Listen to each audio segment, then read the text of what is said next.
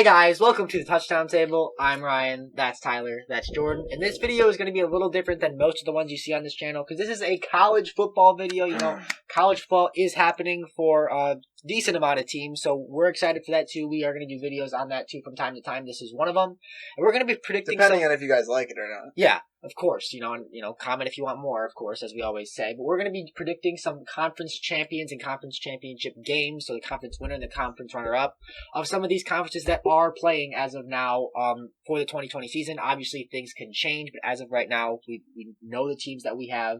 We know the conferences we have, so we're going to make some predictions. Yeah, also, comment about my glasses. Do you like them or not? I need to know. Yeah. Now let's go to Jordan. Wasting no more time.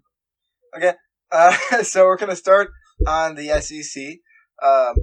Almost undebatably the best conference in all of college football. Yes. Just because basically all these teams, if you're playing in the SEC, it's a mini NFL is what they call it, because most of these teams are very competitive.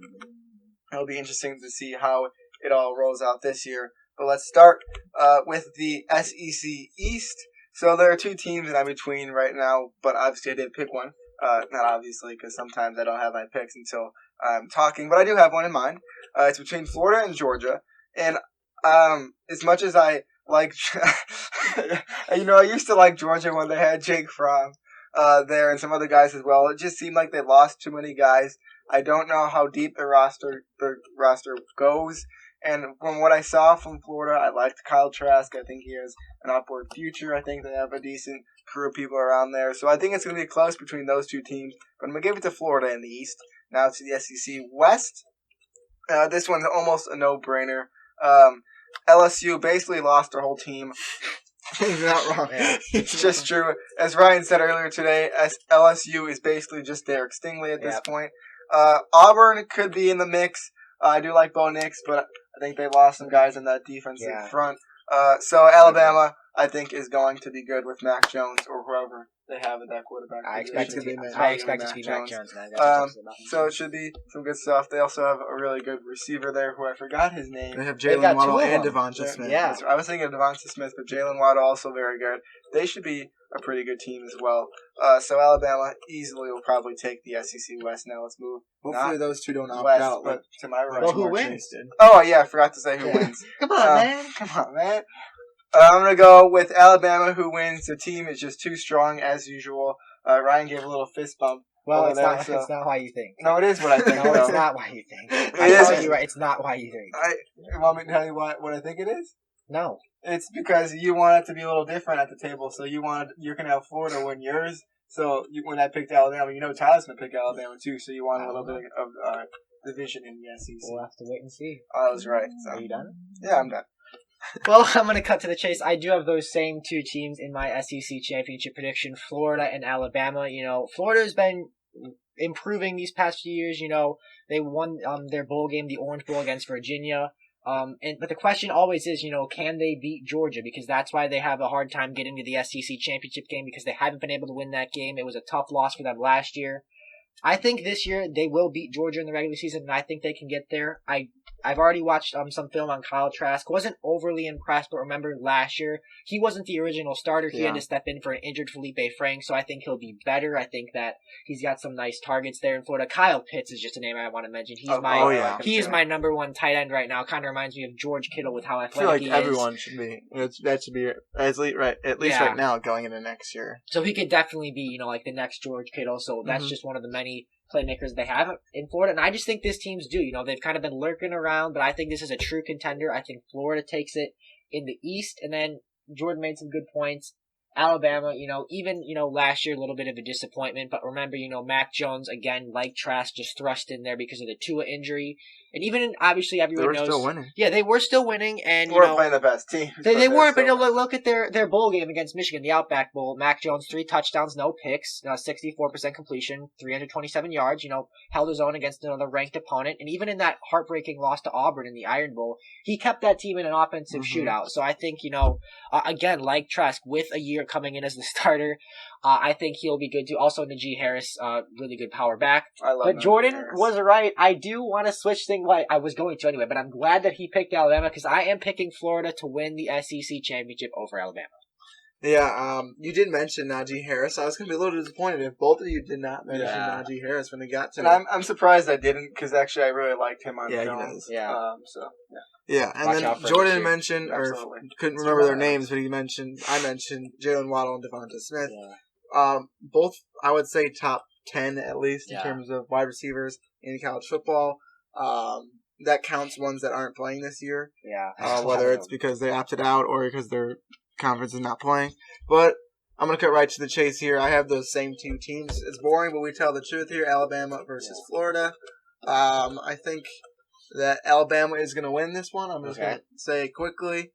So Ryan is the only one picking Florida. I do like what they have going there, especially offensively. The defense, they lost their best player in C.J. Henderson last year. But a couple of guys that can still back it up well. I just think we're going to see a lot of Najee Harris and the wide receiver combo with Mac Jones at the quarterback position. It's going to be overpowering in the SEC, as they always are, and they're going to end out winning against Florida. But I do think it would be close if that is the scenario that happens. Let's move to the Big 12. All right, Jordan, you want to start? Sorry, I was just doing some research on some other stuff. But now to the Big 12. So first of all, I'm going to start it off more easy. I'm going to go with Oklahoma as one of the teams who are going to get in. And because they didn't have too many major losses. Yes, they lost CD. Yes, they lost Jalen Hurts, which that one kind of hurts. I wasn't even trying to do that. It just was so perfect. So they do have Tanner Mordical and Spencer Rattler as well. They actually have Tanner Mordical at the number one of their depth chart right now. I see Ryan's looking at that as well. Mm-hmm. So it'll be interesting to see which one of those guys start. But I think their roster is still pretty strong. I like Rodney Perkins, the defensive end, as well. I think he did some really good things last year. I think he'll do some really good things again. So I have them making it into it. And then this is kind of where it gets sketchy in who you're going to pick, because Baylor, they lost a lot of their team. TCU, they lost a lot of their team and their coach as well. Yeah. They lost some of their team as well. And I just didn't see it from Max Duggan last year, although they did get a good running back this year. I think he's a freshman. Yeah, Zach Evans. Zach Evans it is? Mm-hmm. I know he has some issues and personal stuff because it's something that he gets angry or whatever. Yeah. Life stuff sometimes. Exactly.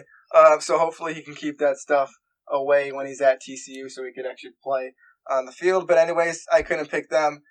Texas, I like Sam Ehlinger, but I don't think it's going to work out too great just this year. So I'm going to go with Oklahoma State and Chuba Hubbard to be in the Big 12 championship game, and I'm going to go with Oklahoma getting the win.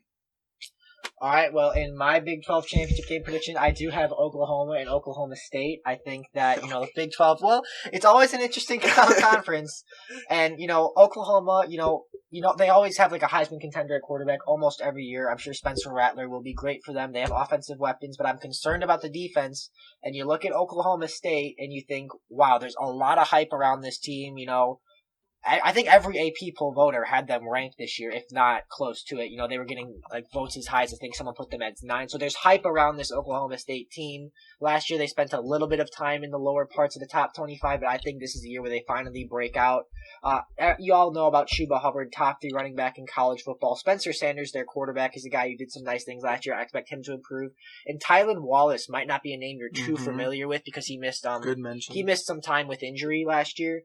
Had he not been injured, who knows? Maybe he'd be in the NFL right now because I believe he could have declared. I'm not too sure, but I think he could have. So Oklahoma State, a lot of hype around this team, and you know what? That hype is well deserved because Oklahoma State is going to beat their in-state rival Oklahoma in the Big 12 championship. I'm kind of sick of Oklahoma winning the Big 12. Let's switch it up. Let's let someone else lose in the first round of the playoffs. How's that sound? So.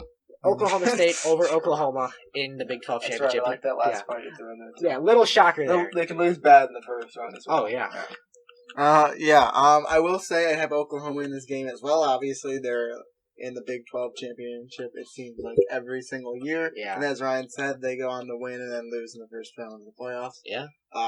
Big time. And you guys both mentioned Oklahoma State. By the way, we do not script this. We don't talk about this before. But I was bouncing between Texas and Oklahoma State. Luckily, we got some change at this table finally. I will be picking Texas to go there. I believe in Sam Ehlinger, and according to this, I didn't know this until I looked at it, but Tariq Black they have now. Is that I didn't realize that, but I do like that as well, and it Yeah. should be good for the future of this team on the offensive side. I think they're going to be able to do enough on defense. They lost their linebacker. I can't think of his name. He was really good, though. I think the Seahawks drafted him, but they lost him, so that's a big loss. But I think they're going to be okay. Make it to the Big 12 championship game and lose to Oklahoma. Ooh. Oklahoma will once again go on to win the game and probably play a powerhouse team that's better than them in a different conference and lose by 30 in that game. But they win the Big 12 championship, according to me. Texas is always supposed to be good, so we will see. Yeah, let's go to the ACC. Especially last year, and then we saw LSU take them down, and then you saw what happened after that. Anyways, let's go to the ACC, as Tyler said. First of all, let's make this simple. So we're starting with the Atlantic Division, which does include Notre Dame this year. Yeah. An interesting addition to that. I do like Notre Dame. I did like Notre Dame last year, but they're kind of just too far now. Okay. Yeah. From where they were before, obviously going into a division with Clemson, and we're like I said, we're gonna make it simple. Clemson, they have a stacked roster. Again, Amari Rodgers at the wide receiver position, Trevor Lawrence, QB1, most likely, almost certainly going to be the number one draft pick. I thought you were going to say most likely going to be the starter. I was like, oh, no. Unless he gets hurt, there's no way he's not starting. Travis Etienne, the senior who chose not to go into the NFL last year. Justin Foster, defensive end. Miles Pickney, defensive tackle. James Skalski, a linebacker. I like what we've seen from him. Nolan Turner as well at that safety position. Just some big names on that Clemson team. They're going to win it again. And then this is kind of where it gets sketchy for me because I don't know too much about this side of the division. But the teams I have in it, Miami and Virginia are my main two.